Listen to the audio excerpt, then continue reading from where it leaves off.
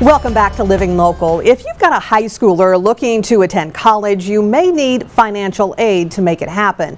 However, applying for student loans can be complicated and confusing.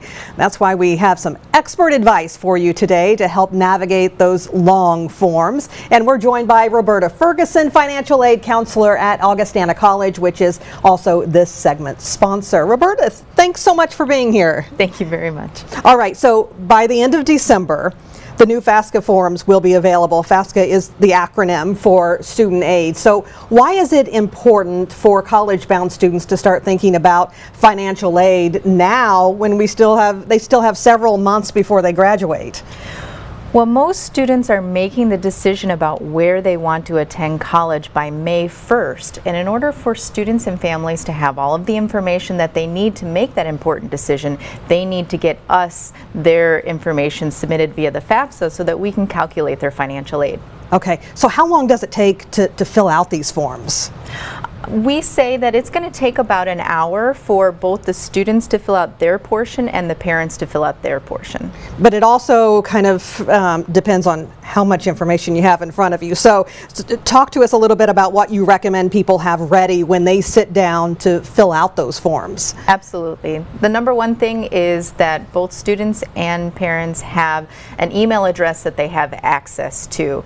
And so I would suggest for students, don't use your school email address. Use a personal email address. In addition to that, they are going to need their 2022, that's not a mistake, 2022 tax information. Okay. And this includes the tax return and W-2s. They'll also need to know how much money they have in their bank accounts. Okay, some good information there. And these forms, they can be a little confusing. How can families get help with filing these?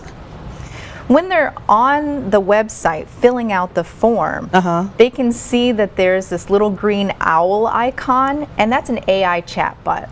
And that will help them to get the help that they need on the website.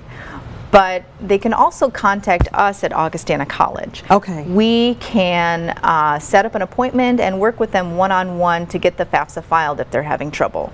Okay, all right. Some good information there. Now, there are some changes to this year's form. Talk to us about some of those changes. Well, one of the things is you mentioned long forms. Well, that's changing. It's going to be a lot shorter now. Nice. And so also it's going to be available in a lot more languages. Okay. And previously, parents who did not have a social security number could not sign the form electronically. Well, that's changed now. Even if you don't have a social security number, you can still sign the form electronically. And also, the formula has changed. So more students are going to be eligible for more student aid. That's so good to hear. So good to hear. What's the deadline to complete this form?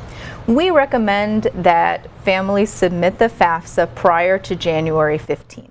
Okay.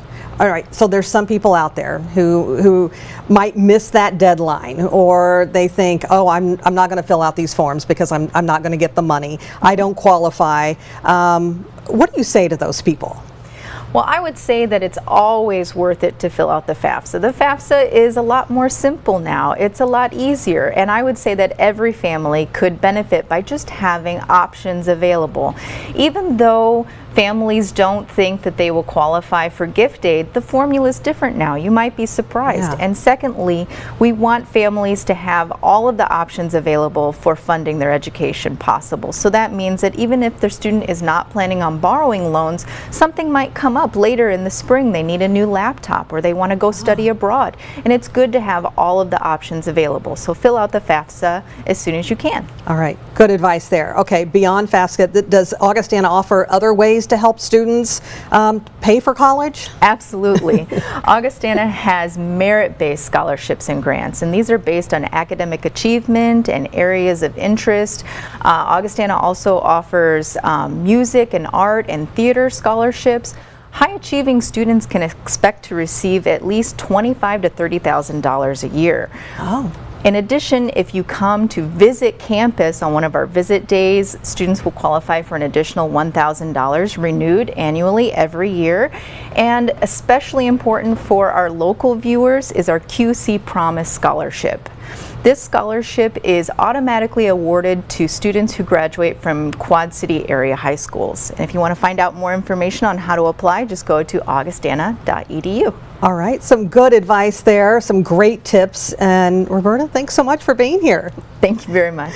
All right, again, this segment was sponsored by Augustana College. For more information, go to augustana.edu. We'll also have all those details posted on ourquadcities.com.